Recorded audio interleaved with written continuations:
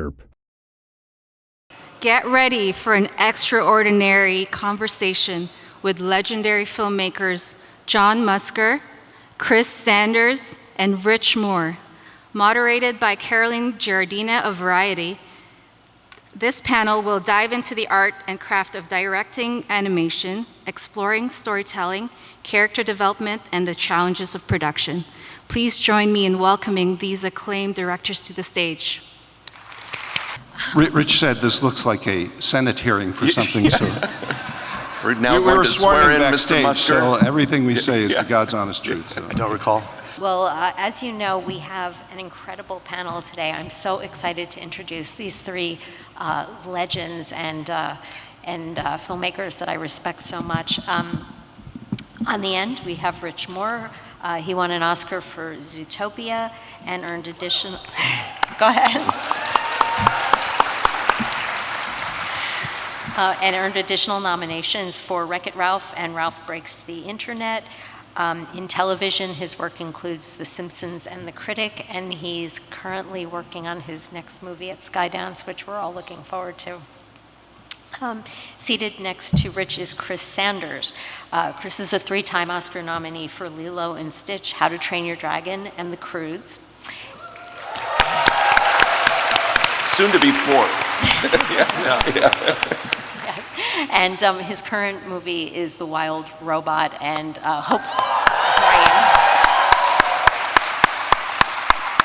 which is absolutely beautiful. Congratulations, Chris, on that. And we have animation legend John Musker. Whoa.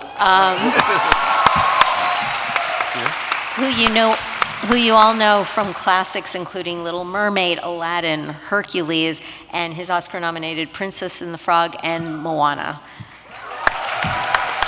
You? Not bad. Not bad. Pretty good. So what I'd like to start with is just something very big picture. Something that we've been talking about increasingly in the community in recent years is this notion that animation is film. It's not one type of story, one genre. It can really be used to tell any type of story. What are all of your thoughts on this?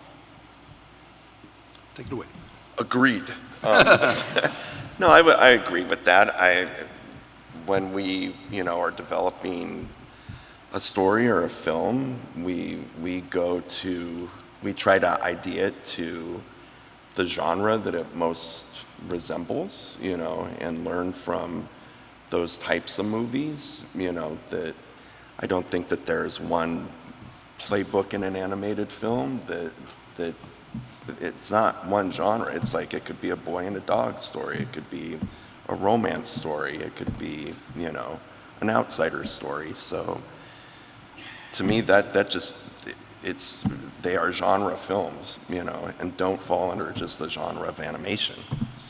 So one of the challenges for us at Disney was, for a long time, and most of you are too young to remember these days, but there was a stigma that animation was only for kids, and you were making it for kids, and adults wouldn't be caught dead going into a film, or if they were interested, they had to bring a child with them so that they could account for their appearance at a film. Movies that we did at Disney and other places, Little Mermaid helped to break that down. Suddenly there were dating couples that were going to the movie that were not, 8 years old. There may have been some eight-year-old dating couples, I don't know. But, and bit by bit, that stigma did help to go away. And when we're making these films, I think we think of them as for a general audience. So the whole idea of a genre that they can be many different things, I think is true. And I think there's still a lot of areas to explore. I do think there could be, and I know overseas there may have been more things like this, but even a domestic, horror film done in animation, or it doesn't have to be one thing. The challenge is, if they're expensive, you've got to convince someone with the money to put it behind it, and I think it would be an easier sell if it's not quite as expensive. If you're really trying to do something that isn't conventionally, a family audience kind of movie. But animation is such a great art form, and I do think I was encouraged by movies like The Spider-Verse. I feel like that was kind of a genre buster in a way, where it really brought in all these graphic elements and it fused 2D and 3D in ways that you'd never seen before. So I look forward to more films like that. So Yeah, I this agree. I next think- one, why don't I start with Chris for the next question? Yes. What do each of you look for when you're looking for a story to tell in animation? What attracts you to a story? Or what attracted you to Wild Robot? Not necessarily relatable things. I think it's more, I always use the word compelling. Like I'm looking for things that compel me. Certainly there's so many movies that I absolutely love that I have nothing in common with. Like there's no relatability, but I love them and they compel me.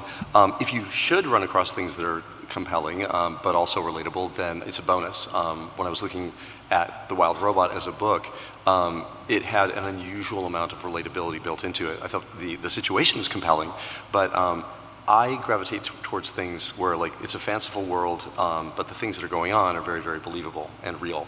So the emotional wavelengths are things that we all get, if that makes sense. So for me, that's the most important thing, is that there are compelling emotional wavelengths within a story. Rich, do you I agree with all that. You know, I kind of think of when I'm developing an idea, when we're very early, you know, in the process of trying to find a story, I kind of think of it as it's like a conversation that I'm having with the audience, with other people. Like, what do I have to say here? Like, what is something, like you say, that's compelling that has happened to me? And I'm asking, has this happened to you?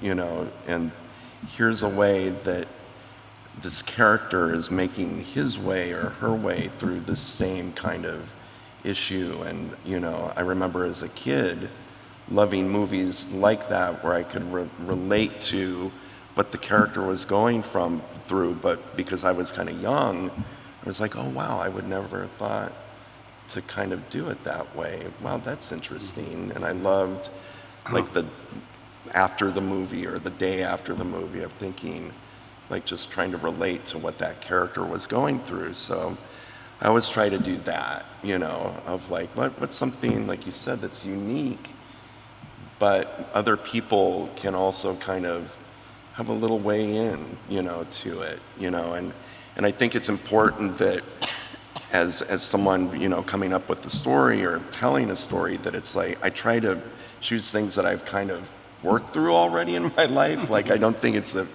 good to have a conclusion that I can kind of draw from. So it's not using the movie as like, oh, this is therapeutic right now. Like I'm wrestling with an issue. And hopefully I get to a conclusion by the end of the movie, so we've got an ending. Yeah, you it's know, that resolved, seems yeah. really dangerous and reckless. You Right. know. When we were doing Moana, what attracted me to that project, first it wasn't called Moana, I was just attracted to that part of the world. So it was really the arena that was, you know, the South Pacific, further even than Hawaii with Lilo and Stitch. And, you know, some people said, "Is this?" And we said, You "No, went way out there." We're way out there. We're Tahiti, Samoa, They were we're the going to Polynesian tiny Triangle." little places. I know, but I knew that area more from Western art, you know, Gauguin and Western writers like Melville and Conrad. And then so that led me to sort of say, is there some kind of mythology connected to the place? And then when I read about this character of Maui, I couldn't believe it. You know, why has no one ever done a movie? This is a shapeshifter and he's superhuman strength. He's sort of a man of the people. So then the story got built out from Maui. And we built a simple story of that. And then we pitched it to John and other people, and they liked it. They said, go to the islands and dig way deeper into the culture, which we did, which then transformed the movie completely. And, you know, we learned about their pride in being the world's first great navigators. And we learned that they think of the ocean as something that unites them, doesn't divide them. And in fact, that the ocean has feelings and emotions. So we came back from that trip. We've got to get these things into the movie. And, you know, we had an advisor there, Papa Mape from Morea, who said to us, you know, for years we have been swallowed by your culture. This one time, can you be swallowed by our culture? So that informed the movie. So that all sort of played into the movie. One thing that Ron said years ago, and it was never a conscious thought, but I think we kind of applied it in any project we were doing. In some ways, we tried to combine something new with something old. Mm-hmm. So that, and John Lasseter talked about, at one point, his brother was a designer and said, that was a principle in design they used. It's sort of like, if it's too novel and too new, audiences may have a hard time with it. And if it's too cliched and too trite and you've seen it all before, that's bad on the other side. So if there's a way you can combine those elements, so like on Aladdin, you know, having a Robin Williams genie was a way of telling that story that hadn't been done before, where you really exploited. The other thing we did was we wanted to tell a story using animation. The animation was the best medium to tell the story in. Of course, we're old. I'm the oldest guy here by far. But you know, in the old days, when you'd say what can be done in animation, live action hadn't progressed in the effects world enough to do the things it can do today. Now that rule is harder to come by, you know, because you can do so many things in live action. But we did try to exploit the medium and to bring different elements, so something old, something new, so it gave you something you hadn't seen before. Well, and you had all that, like in Moana, all that compelling stuff, like what Chris is talking about, but at the heart of it is a very relatable story of a young person trying to kind of find her way. Yeah, it's really a coming-of-age story, and that, all the classic myths, you know, they are that. I mean, they're coming-of-age. Lilo, you know, is a coming-of-age, and Zootopia, you know, the biggest hit ever in China, because all of these young Chinese women, as I understand, really related to Judy Hopps, and really and a saw lot her. of people who, like, you never know, you know, you can't do so much research that it's like, well, I know that these people want to see Get this, the algorithms going, but there were a lot of people that went to the movie and liked it because Judy represented someone who was rural, you know, who was kind of moving from her country home to like Beijing, to a big city, as a lot of people in China were doing at the time. So you just never know when you're going to hit, you know, the Chinese zeitgeist. A nerve, the zeitgeist. So that was kind of And fortunate. the themes in there are also very, well, they were very relevant then, but And we didn't learn the lesson. today, We learned the lesson? Yeah. We're still learning. so in addition to the types of stories, I also want to include and bring the conversation to the characters themselves. And why don't we start with Roz the robot in The Wild Robot? Because this is a robot, you didn't have, you know, human face to emote. Would you talk about how you created such an emotional character with that design? Yeah, one of the big differences from the illustrations in Peter's book and the film is that in Peter's book, he's got this humanoid robot that has a very, very simple indication of a mouth.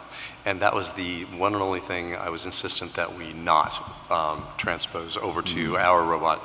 I feel very strongly that the over-articulating that robot's face would have the opposite effect. It would just be trying too hard, it would be distracting, and in a more sort of like clean, sort of featureless face, I really feel like the audience is able to project their own emotions onto it more successfully, and it can be much more subtle. And then on the opposite side, I really wanted her to have these very, very expressive eyes. Even though she has no eyebrows, the complexity of her eyes is pretty extreme. I kept insisting that, like, if you broke one of them, it should cost around $70,000 to replace it. I want that eye to look expensive. I want it to look like a Panavision lens with a lot of glass in it and stuff. And so by giving the animators those limitations, I absolutely knew, because of like shorts like Lexo Jr. and Red's Dream, I knew everybody was going to be able to pull it off. The pantomime was going to be taking over where expressions were lacking. But she does. I'm really amazed how many times we have a close-up on her. Yeah. And her eyes are just really subtly, they're changing their focus, and there's a little glow on her little eye, on her little, the lines that we put on her, those little tracer lights and things. And it's like, I'm like, oh my God, like I'm really feeling emotional. And there's so few things going on. In fact, somebody said later, they said, I didn't realize until later that she didn't have a mouth. It was really interesting. So yeah, giving those animators that kind of a limitation, which, and we gave her a lot of articulation, so that they had room to be inventive with the way that she moved. And I was really amazed how many different ways that they found to move her that I didn't expect. I felt it was like a little bit like whoever invented a skateboard didn't know that Tony Hawk was going to come along and do these things with it. And they were doing things with her rig that really, really amazed me.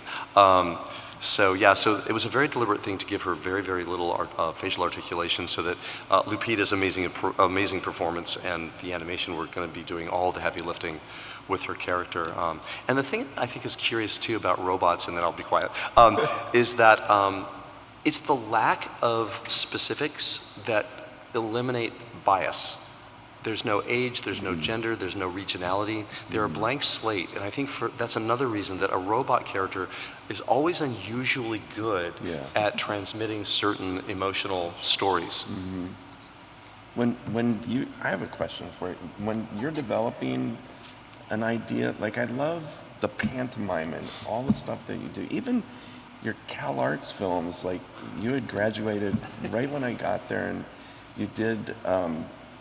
It was a great short. It's called Electric Breakfast. Yeah. And it was so funny. It was with no dialogue. It was like a tiger that was. He was like pouncing on a toaster, and the toast came up. And he goes to butter it, and there's this long pause, and then he smears the butter on his cheek instead of the toast. And it was so great, and it's just like, and you've done great stuff like that. Like, do you look for that in all the stuff you work on? I guess. Like, I love your process. Oh, thank you. I don't know. Maybe I just was lucky to land on things that had lots of opportunity for that. No, it's just. And we should all confess that we are members of the Cal Arts Mafia. Yeah. We all went to Cal Arts. I went there before these guys did, but. This is a fake finger. Yeah, I know, yeah. And yeah, we can teach you the secret handshake later, but. And I did see, when I saw Wild Robot a week ago, I saw Alpha 113 was mentioned, of course. So A113 is the room we studied animation in, and it's been in a lot of Pixar movies, John Lasseter and Jerry Reese, Brad Bird, and Chris. And I even snuck it into Princess and the Frog. The streetcar has an A113 on the front of it. Oh, is that where it is? Yeah, it is. Okay. It's our cult that we're members. There may be some Cal Arts people here, I don't know. Really? Okay. All right, I see a hand. Okay. Do you want to talk about one of your characters and John? Me? Talk about something, John Musker. Yeah, let's see. Do you like characters? Can I talk about Ron Clements for a while? He's a character. He did nothing on those movies. Yeah. Really. Thank It goodness was all he's not you. here. You would never get the guy to shut up. Really, these movies are built on characters. Story is characters. I'm going to be talking about it at a panel tomorrow with Pietro Schito. But really, the stories all grow out of the characters. And if you change the character, you change the story. It's interesting on even a film, say like Little Mermaid. We had a crab character in our original treatment. Actually, Ron's treatment. He wrote it, and Clarence was the crab, and he was British. And he was a stuffed shirt, and it was Howard Ashman who, when he came onto the project, the studio said, "You're going to work with Howard." And we said, "That sounds great. We love Howard's work." And he said, "I would like to make the crab, a Jamaican." And we're like, "Come again? He's British. He's a stuffy guy." And our stereotype of Jamaican didn't fit with that necessarily. And he said, "No, very grand." We said, "Do you think he's very pompous and stuffy?" And he said, "Well, no, like Jeffrey Holder, who at that time was in the Uncola commercials. Yeah. And he was very grand, and drink the Uncola, and expansive and theatrical." And we said, "Oh, okay." So when we wrote the script, we had that in mind. But a different crab would have produced a different story. And then in the case of Ariel, we... It's an old act scene. I know, it's in all the screenwriting. Save the cat, save the whatever. Result in a different story. Yeah, I know. But really, I'd say, when we're developing these films, there's experimental animation done at the beginning of these characters. And really, it's when they start to come to life that then, you combine a voice, or even if it's pantomime, and everybody starts to see the same character. The movie starts to kind of coalesce around the characters. And without characters, these stories just wouldn't exist. They're all really based on characters. You see Wild Robot, there's a sort of core group of characters, and it's all built that way. In Zootopia, the dynamic between the two of them. As entertaining as the sloths are, they still don't steal the stage from Judy and Jason Bateman. So. On characters? Yeah, since we're talking about Judy and and like I'm always looking for, chemistry between the group of characters, that. And I know she alluded to casting too before. I do want to ask you, I'm interrupting, but because I've been watching Murders in the Building, Jane Lynch, and I think of you as introducing me to Jane Lynch in a way. But your casting on Wreck-It Ralph with Sarah Silverman, and I mean just the voice casting that was so great. And I assume that all came from you. Did it come from you, Rich? It did. Okay. When I first pitched it, like that Vanellope's character was, we build these kind of, we used to, I don't know if we still do it, but we would build these boards, in the studio. And the theory, the visual theory for Vanellope was Pippi Longstocking, Cindy Lou Who, and Sarah Silverman, you know, and it In was an unholy marriage. it's yeah, in okay. an unholy kind of, you know, we're going to bring this to life, and that was a case where that really just kind of solidified right there, you know, and the character was And kind was of born. Fix-It Felix Jack, was he? It was, well, Was he your original or not? we were thinking of some other people who okay. couldn't make it to the table read. Oh, really? And, Okay. And Jack McBrayer was available, like the person who represented these other people was like, but you know Jack McBrayer, right? I'm like, oh yeah. And he would love to come out and read, you know, at the table read. And it's like, well, that would be great, but isn't he in New York? Like doing, he was doing 30 Rock at the time. It's like, he would love to get out of New York to come to LA and read. Table reads are a thing that we did at Disney where early on with the script where we actually put actors Sit on a table, down. often not the Yeah. actors who would do the voice, just to hear the script aloud. I don't know if you guys did that on any of your DreamWorks films or no. No, I've always been curious about doing that, but I don't think Yeah, I've it's ever been really a It was just a good way to Although kind it can kind of hear skew it. things, because we did a table read on Little Mermaid, and the actor who was playing Sebastian was not good. And the actor who was doing Scuttle did Scuttle originally, and you're all too young to know the reference, but he did Scuttle as Rochester from the Jack Benny show. So Oh he's my like, God. Mr. Benny, you know, and he was hilarious at the meeting. Now, this is politically incorrect, but hilarious. And the guy who was doing the crab got no laughs, whatever. So Peter Schneider, our boss, was like, oh, you got to cut the crab down. The crab doesn't work at all. Like, But more he of was that guy. Yeah, he was a bad actor. Forget the. So it can skew you a little bit, but it can Yeah. be helpful too, because you hear the lines aloud. And you get Well, a sense. and in the case of Jack McBrayer, he was so funny and everyone loved it so much. It's like, you're my Felix, you know. Yeah, It's yeah. like and the character was, you know, born, you know, from that moment. Yeah, I was at the table read for Frozen, and they had Idina Menzel, and they had Oh, Kristen yeah, Bell, no. and you were there too, probably, and they had Josh Gad. So I don't know, I think they already were thinking they were going to do it. Yeah, so that was a but, different and you case. just felt the, Yeah. you know, the Yeah, great, chemistry, yeah, in chemistry the with room all those and guys, the yeah. electricity of Yeah. those people kind of reading off of one another. And it's like, we can harness this, you know, Yeah, we can right. visualize this, you know. Chris, how did you come to become the voice actor for one of your main characters? Yeah. Wait, me doing a voice or you're Did probably you have to talking about audition Lilo and for Stitch? No, it was kind of the opposite. We originally we thought Stitch would never say a word, and he'd be a little bit like Dumbo, and he would just go through the whole thing, and if he said anything, it would just be baby nonsense. It was just it'd be noise. And through the process, we realized that he was going to have to say maybe a few things, not very many. We wanted to keep it as minimal as possible, and as we were. Before that happened, Dean, my co-director, Dean Deplois, said, well, you do this annoying voice all the time, just and you Annoyed use the American public with yes, this. you use that same voice when you pitch him. Why don't we just use your voice and just go forward with that? And I was like, okay. And then when it did become obvious that we were going to need a couple of bits of dialogue, we grew very concerned about the idea of hiring an actor, because we were terrified that if Robert Redford came in and we gave You made him do that voice? more like if he only did Stitch. if he did 3 lines, that they were going to come back and go we hired Robert Redford, wants you need to $100,000. increase his role. We need to and so we thought if a real actor comes in, the fear is that the role will then increase and it will throw the entire thing out of balance and we'll lose the film. And no one wants to hear more of me. So we're going to keep going with your voice. And so there was one particular day that there was a really nice little piece of dialogue that I had to perform. And I said, okay, today I'm an actor, you're the director, I'll go in the booth. You tell me exactly what you want, I'll do my very best to do it. And if it works, great. If it doesn't work, then we will hire somebody. And it worked out okay. So it stayed. So it was a very practical decision to avoid hiring a real actor who might actually. I can't imagine anyone else doing that. You are Stitch. Can you do some for us now? I wish I could. I actually went in to record for him, and I ruined my voice on the tour, and I can't really. I can kind of do it.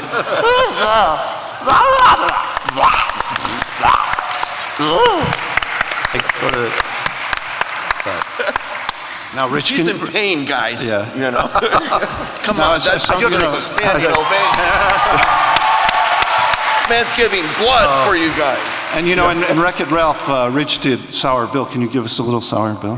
That's my normal voice. Oh, okay. Just droning. You've been hearing it all this time, and you thought it was Sour Bill sitting here. Yeah. And that was under such protest. Really? Yeah, because we were going to, same type of thing of like, well, we're going to, you know, hire an actor to play it. And John Lasseter was like, well, the scratch is fine. Like, just do that. I mean, he sounds so boring and dull, and, you know, it's like, that's me. You know? It's like, yeah, you know, just your normal voice. That's great, you know. We had a case in Hercules where we wrote the part of Hades for Jack Nicholson. And we brought him in to show him the boards, and he brought his little daughter at the time, who was just a little kid, and he's taking around the picture, and she was dressed as Snow White because she was a big fan of Snow White. And here we're talking to Jack, and he's like, yeah, you know, I'm the same age as Snow White. He was born in 37, so the year that Snow White came out. So he's walking around looking at the pictures with his daughter. Look at the pretty pictures, Rain, look at these pictures. And so we were really hoping he would do it because we wrote it for him, and we had all this swag, all this merchandise from Snow White that we were giving his daughter and everything. And my favorite memory of that meeting was then when he left. It was a fall day, it was very windy. Yeah. He came back in to get the last bag of swag, and his hair was up and his sunglasses were on, and he lifted them up and just, Merry Christmas. And he went up. But what happened? But he wanted a deal like he got on Batman, where he had a percentage of the merchandise, so it never went Disney don't do that. Yeah, Disney don't do that. Disney don't do that. So weirdly enough, then we had various actors auditioning. I actually was considering Robert Evans at one point because I had heard him on Charlie Rose, and he's got such a weird voice. And then he came in and he couldn't act. That didn't work. And then we had another actor who came in. And anyway, Robert Redford had just lost out on Stich. I know, yeah. So, and if only we had found Chris Hemsworth. No, we ultimately, James Woods came in and auditioned and did it totally different than Jack. Jerry Lewis? No, James Woods. Oh, James did the final voice. Okay. But we weren't using him. We had him almost like his scratch. And then we hit the real voice that we hired who wouldn't audition was kind of flat. And people said, why are you not using James Woods? Roger Allers, for one. Why are you not using James Woods? So we said, yeah, James Woods is much better. So, but it came all the way around this block from where we started with Jack Nicholson, because Jack Nicholson talks very slowly. Right. James Woods is very fast. The movie would still be on right now. It would be 3 hours long if we had gotten Jack Nicholson. So, anyway, a little casting story. These are great. Keep them coming. How does once you select your actor, how does that inform the look of the final look of the character, or does it? It can, but Ron and I have this thing where we don't want it to look too much like the actor. Right. Sort of, it's a weird, uncanny valley you can get into.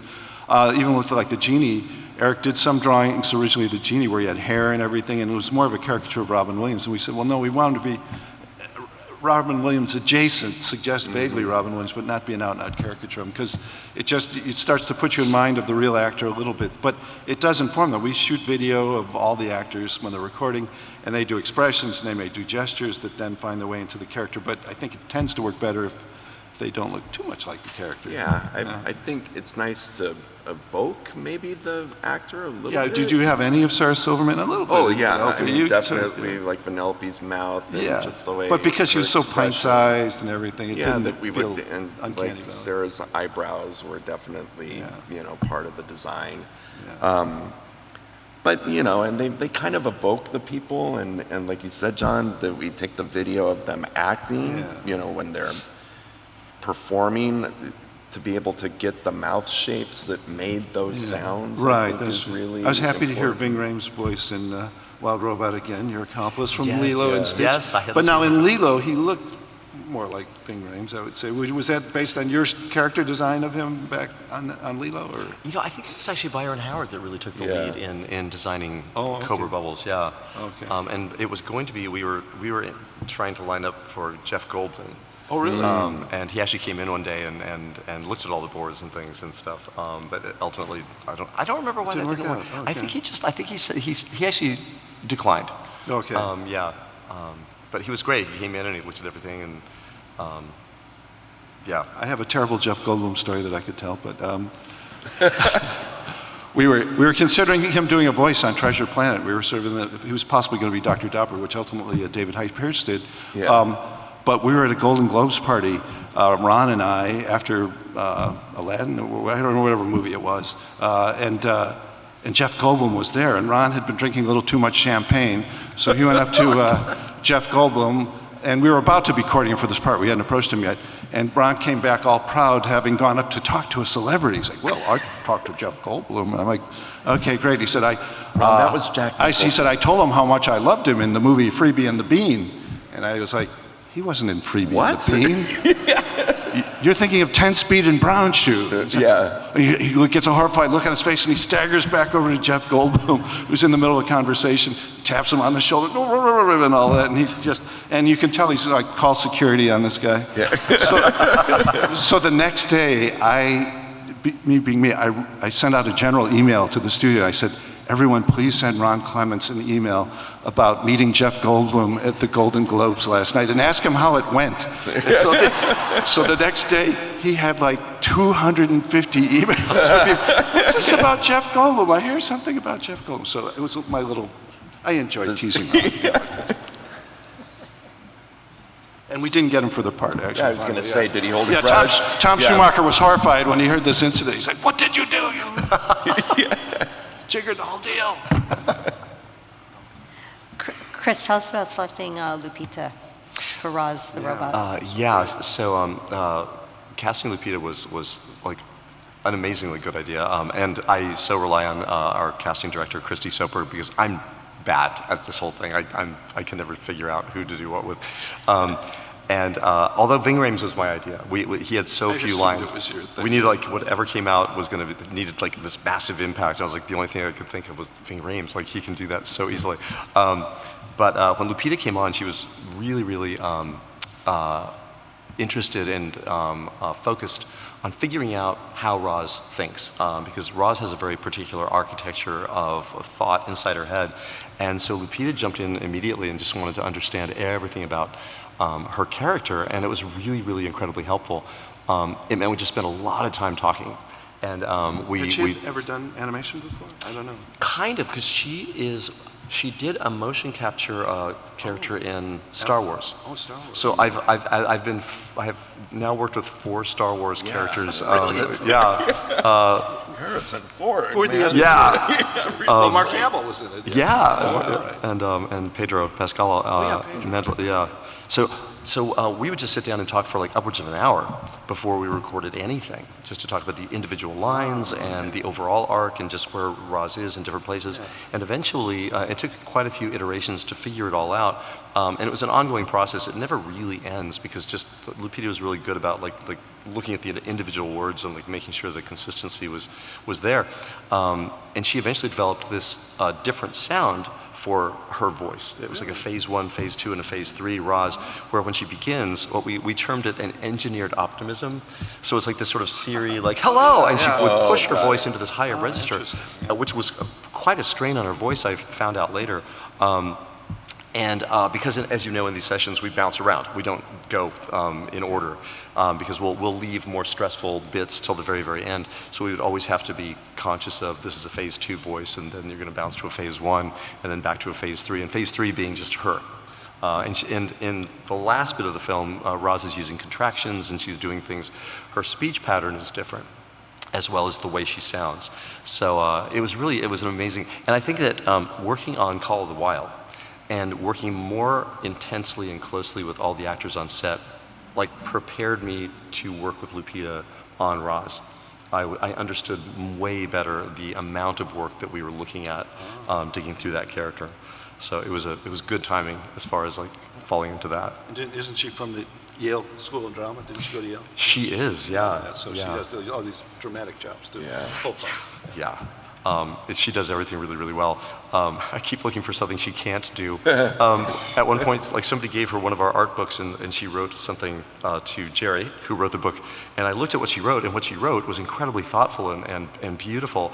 And then I was like, look at her handwriting. It's perfect. It's like a Perfect penmanship. It's penmanship is good.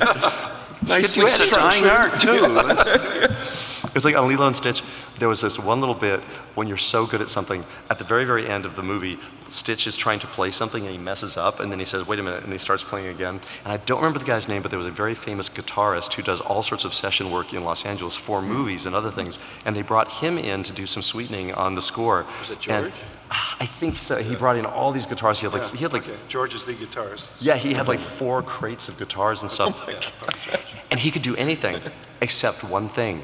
He couldn't mess up. And I said, okay, this part, you need to start playing. Genetically impossible. Yeah, and like you mess it up and you start playing and I you don't mess up. and he started playing, he's like, oh, I didn't mess it up. And he started playing again, he's like, Oh, shoot. I didn't mess it up again. Oh, and shoot. his brain, his fingers refused to mess it up. And he never did. He finally just looked like he just quit playing, and we said Stitch will just say, oh, You wait a win. minute. You win. Yeah, You know. so that was the one thing he couldn't do. Yeah, you found it.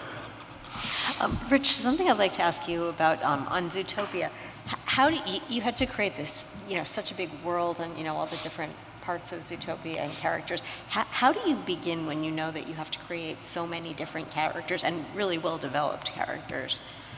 Well, yeah, that was a big world, and it's a big team, and that's what I love about working in animation and just my job, that being directors, we get to follow, the whole idea through the, Stations of the Cross or whatever, just through its whole life. And you get to interact with all those different people, who bring specialized things to, to the movie.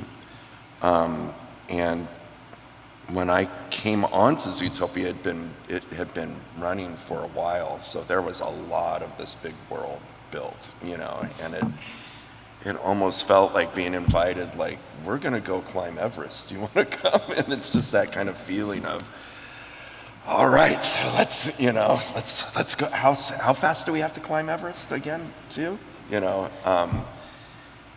So I think I'm good at. I'm glad that I'm good at deluding myself. That I can kind of look at it, and say, oh, that seems fun. That's, and not see kind of how daunting it is. All of these movies I would compare, and I say this advisedly because I'm not a woman, but to pregnancies. Because, I would imagine. Because you go through, you make this movie, and it is like being pregnant, and you have to go to the bathroom all the time, and the third trimester is nasty. But then you give birth to this baby, and if everything goes right, you have this beautiful baby. You're like, oh, let's do this again. Yeah. But can we do it blindfolded this time? Yeah, tied behind our back, and so I do think that that's a big part of it. That I can still look at it and think, like, this is going to be fun. This is going to be like being kids again, like putting on a show or a puppet show in the backyard or something. It's a bunch of weirdos and crackpots that love this art form, that we're all kind of able to come together, and put our forces together to make something as beautiful as your guys' movies, and and it's two groups of people that would never hang out together in life, like artists and kind of production people that are all about deadlines and this and that, but we couldn't do it without each other. It would never get done. So I just kind of surrender to the madness of it, and just the size of it, the scope of it. And somehow we always get there, and it's always better when you get there, when everyone had a good time doing it and having fun and feeling like you can look at it at the end and be like, I'm really proud of that, or looking over. Sometimes I think, like, at the end of it, I look over my shoulder to see, like, where did we go again? Oh my God, if I knew if it was going to be that big at the beginning, I never would have done this, but I always do. I always jump right back in again, and because ultimately it's fun, and just love it. Yeah. So something else I wanted to ask all of you about is there's certainly a trend to see some of your movies included turned into live action remakes. What are your thoughts? How much money are you getting for that, Musker? So much. So much. What are your thoughts on this trend, and have you had any personal involvement in them? Well, we were just talking about How to Train Your Dragon in the green room there. Yeah, and that was interesting because they actually approached Dean, who was my co-writer and co-director on the original. So I was really glad that they did that. It Thank seemed God. to make lots of sense, Yeah. right? Yeah. He knows, nobody knows it better than he does. And he cast Gerard Butler and stuff. Yeah. And I've seen several different times. I've seen bits of it, and it's looking great. So that seemed to kind of made a lot of sense. I'm so glad they did that. That seems to be the right way. Yeah. Are they doing a live-action version of Zootopia? I don't know. They might do it. They did Maybe, Lady and who the Tramp. knows? How You could they never do Lady and know, the Tramp? Well, that And Lilo and that- Stitch, they did. They are doing that one, but that would fall into that real weird zone where there's the live-action Lion King, but it's not live-action. It's just animated. photorealer. Yeah. I know. It's more photorealer than the other one. So Mufasa's Zootopia coming would out. be the Would be- photorealer Zootopia. It's like Babe or something. I think it's- animals in costumes. Yeah, they're all going to dress in costume. I think it's legitimate to do it. I actually do. I just would like if they do it well.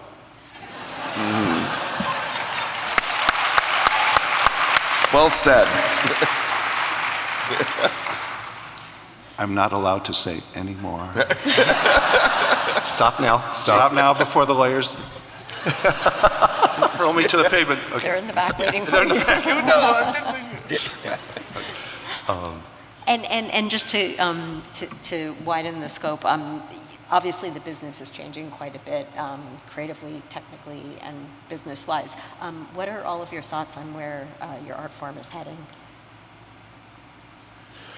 Well, the interesting thing that happened on The Wild Robot was, and I feel so fortunate that the timing on everything just seemed to line up perfectly, that I didn't realize the book had been sitting around for about 4 years before I came along. And in those 4 years, there was 4 more years of development, getting away from the gravitational hold that we've been under. We've been obligated to a certain photorealism by the technology of CG. And there's so many wonderful things that we get from it, but there's also, again, there's that gravitational pull that kind of holds you to a certain photorealistic in a zone. And I think we've all finally gotten to the point, and Spider-Verse is the thing that really, I think, blew everybody's minds, because they didn't get away from it, they just leapt away from it. And there was such freedom to the look and stuff like that, and it was so incredibly exciting, and it brought back that sort of individuality that animation used to have, because of it's so malleable, and so, and you can just decide on all the different visuals. And so now we finally pulled away from that. And everything in The Wild Robot was hand painted. The foreground, the midground, and all the surfaces are actually painted dimensionally.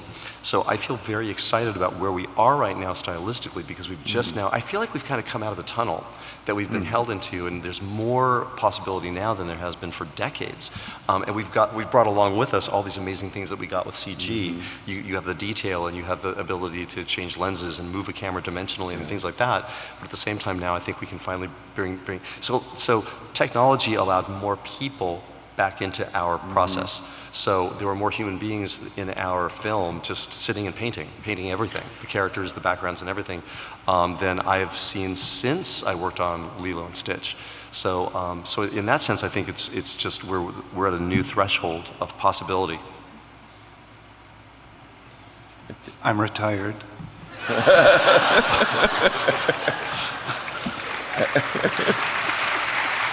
But I expect all of you to make great films that I am going to come and see. What's weird is that, over my career, I've seen individual studios would have kind of, moments where they're kind of figuring themselves out again, and, they kind of wander the desert a little bit, and then kind of come back again. They kind of cycle up through. Right now, it feels like every single one of them is kind of like wandering around. Yeah. Like, who are we? What are we? What are we doing? agree, yeah. And it's making for this feeling that I feel that that the industry, the business is kind of poking around and trying to find so. itself, Yeah, I but the think so. art form has never been more healthy. Like what Chris is saying of there's so many opportunities for people to be involved, and it's never been easier to distribute it or to put it onto like YouTube or to even to make your own film. I mean, if you really want to, you've got resources that we didn't have when we were at Cal Arts to make it. Not at all. Like you had to, have someone that had access to an Oxbury camera if you wanted to, shoot the movie. But now it's like, like Chris said, the technology has invited so many talented people in, and it's way more inclusive, and there's. I think of streaming as basically, I think it's a good thing in the sense that it gives another avenue for these films to come out. I still want the big screen to be there for people to see movies on the big screen, but I like the idea that there's an arena that you can shop your wares in on streaming. And streaming is going up and down. It hasn't really landed exactly where it's going to be. It's and still there's in a flux. business aspect to it of like, well, that didn't do so well. It didn't get minutes viewed or made money, so we're not going to do that anymore. Where it's like it feels like the studios are tightening up or something, or it's like, where's that originality? The studios by their nature are risk averse. And it feels like there's more sequel, and I'm so glad for Wild Robot that it's so original, that DreamWorks decided to do something like that. It's like, I feel like we need more of it, and I think it's just going to be, I think with any art form, it's just the individual artist trying things, and then someone's going to hit something that it's like, that's the new big thing, and then that'll supercharge things again. But it's just kind of sluggish right now. That it is risk aversion, I think, that's going on. That it doesn't need to, and people don't go to the studios then if you're not getting what you want. There's some. I remember Ralph Bakshi did. A panel about 10 years ago or something, or 15 years ago, talking about how, the same thing. I feel like I'm in his shoes now of like. You're the new Ralph Bakshi? No, well, no. But that he would say, like when he was a young animator, that there was very limited, resources to actually make a film or to make a short, and it seems like it's become even more inclusive, and there's more opportunities, for doing what Ralph was saying, and showing them, that you don't have to rely on these big things, these behemoths. But John, I feel good about it. You just made your own short, I which I made my hope own everybody short. saw. It's I'm wonderful. hip. I thank you for the people who've seen it. It's like I've come back to my Cal Arts roots in some fashion, but I started at Disney as an animator, and all the time I was at Disney, I wanted to do a short to animate again, really, but I was too busy. And so in my retirement, though, caricatures to draw. I don't know. I didn't have the time. My children, now my grandchildren, but that was, when I retired, I really wanted to try and see if I could still animate. I had taken kind of a 35 to 40 year gap, so it was not exactly the most logical thing to do, but I had always continued drawing and all that, and I just thought it would be fun to do something short and light and that wouldn't cure any of the world's ills, but just be celebrate hand-drawn. I did want to celebrate hand-drawn animation. Were you disciplined about it? Would you get up, okay? Well, I was my own production manager. No, I was not. That's why it took so long.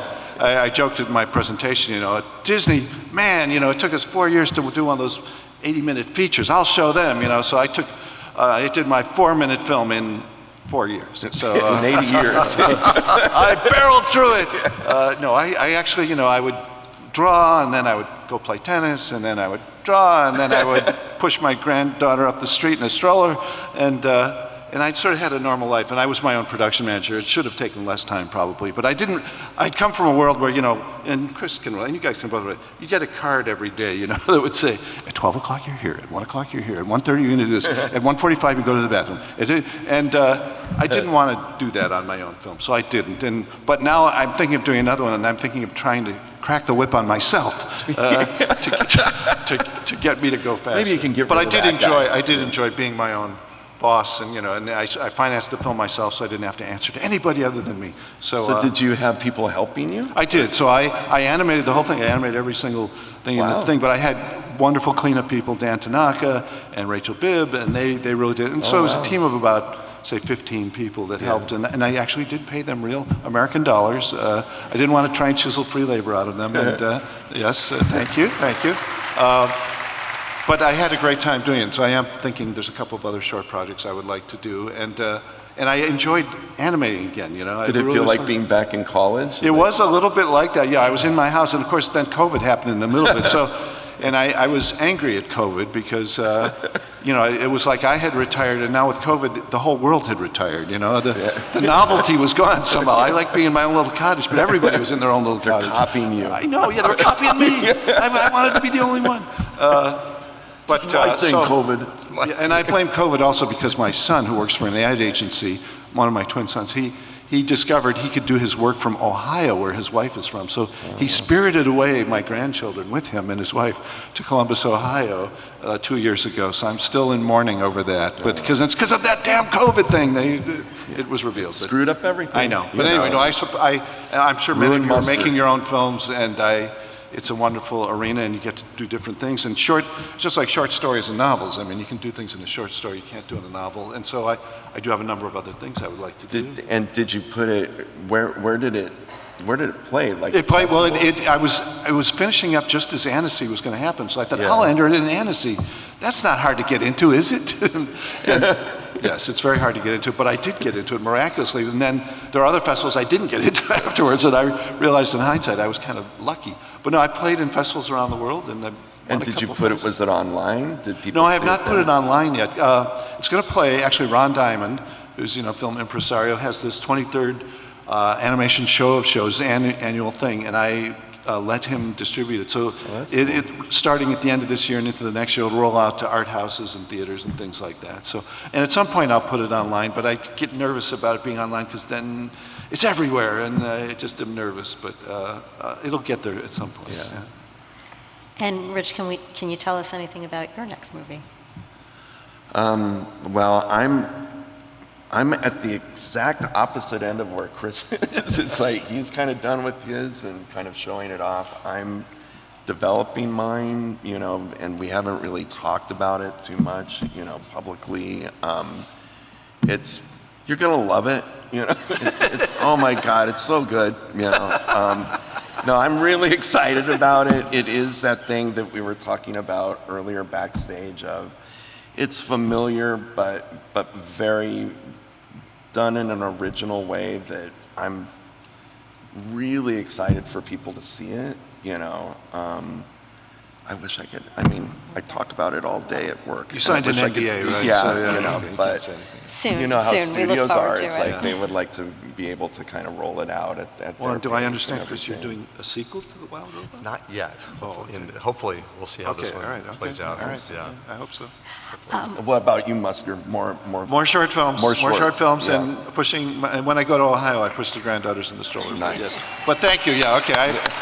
I do have a bunch of ideas. They're all musically driven. I'm sort of obsessed with the way music and animation works together. It's my favorite thing. And so I have to license the music. I have to actually get the rights to various things in order to do it. So yeah. Should we do at least the obligatory kind of minute on Brad Bird and just like Well, what we yeah. ought to, Well, we could have thrown back. Yeah, Brad. I'm really looking forward to. you can't have a panel without Ray Gunn, I know. Brad Bird, But we were talking about you know. voices before, and of course, Brad did, Edna Mode, as you all know, and Chris said he can't imagine that voice coming out of Brad's mouth. But Brad had done the scratch. When's he finally going to get a break, Brad? Brad did Bird, the scratch on Edna Mode, and then he hired Lily Tomlin to do the real thing, and and she said, Brad, you should be doing this, and ultimately Brad agreed with her, and so that's why. All right, Brad we is got doing our it. That is our We got our Brad obligatory moment in it. Bird Thank you. story. Yeah, folks, Brad, so. my CalArts classmate, a huge fan of Mr. Bird, as we all are. I think we have a couple of minutes for that died. questions. Thank you for getting that in there. That was good. Yeah, are there questions? Okay, we have someone with a... Is it about Brad Bird? We only answer questions about Brad. He's from Corvallis, Oregon.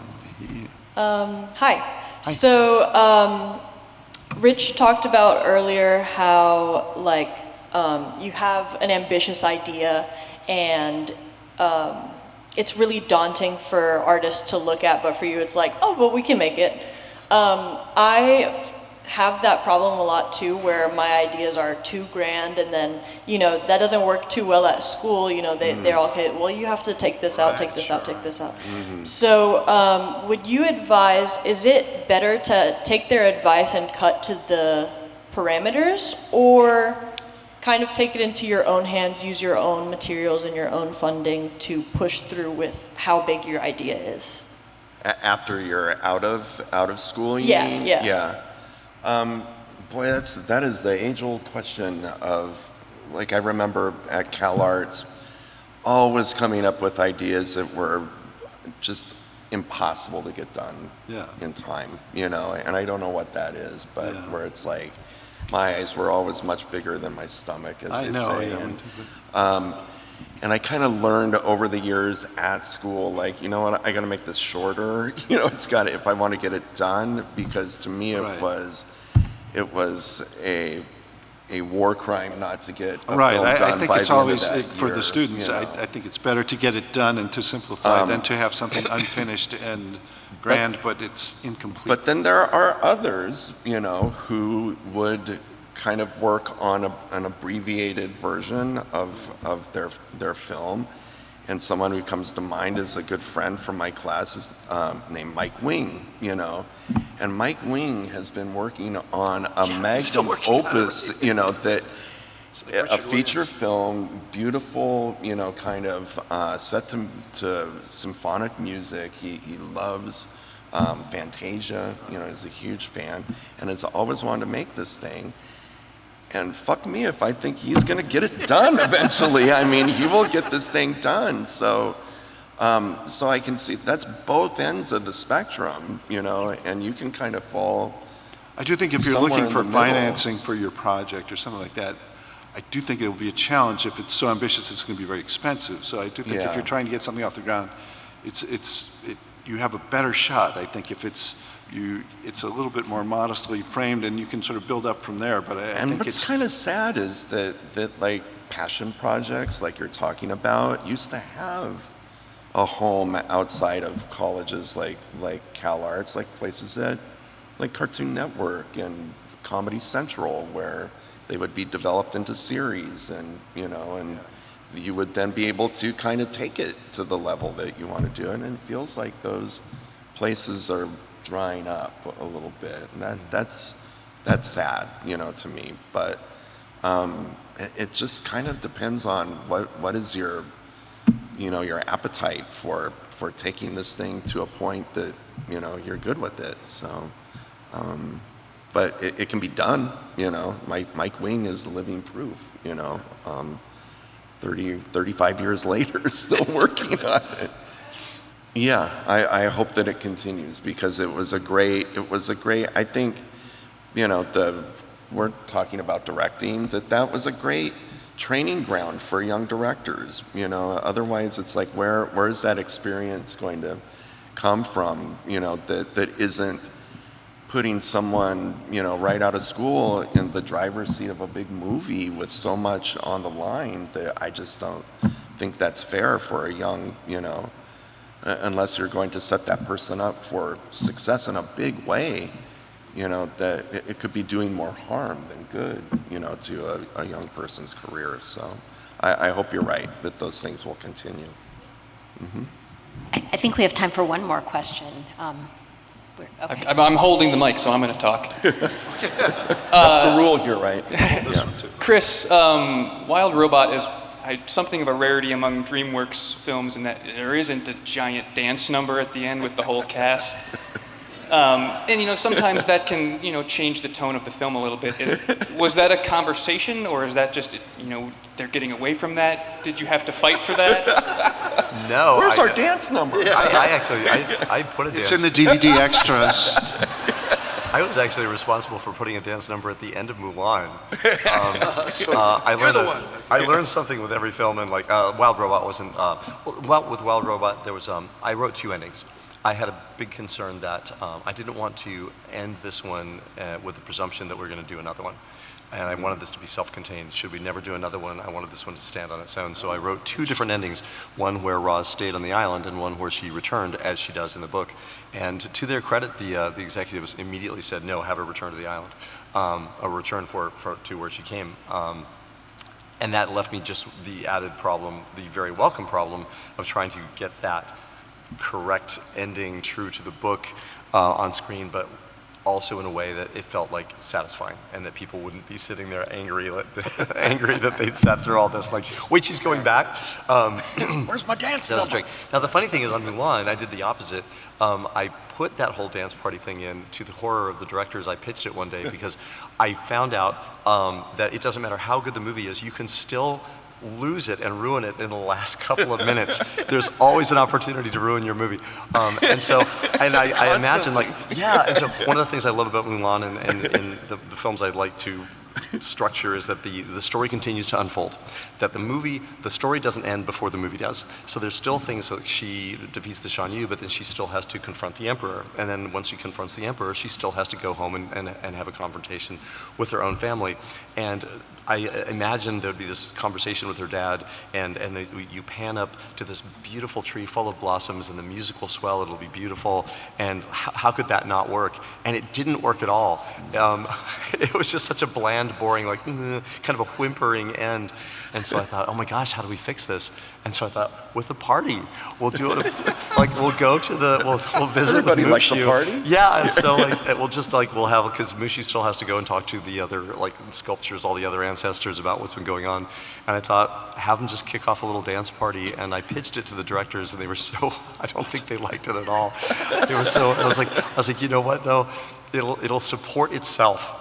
It'll support itself. The music will start, and it'll like a little band. It'll parade.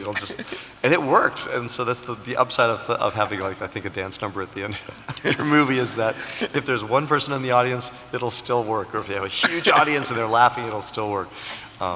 But yeah, Well, I've maybe done in the that. sequel you can put the dance party in Dance party, I wish we could stay and talk much more, but I'm afraid we do have to wrap up. So please join me in thanking our speakers. Thanks, you guys. Thank you all. Thank you.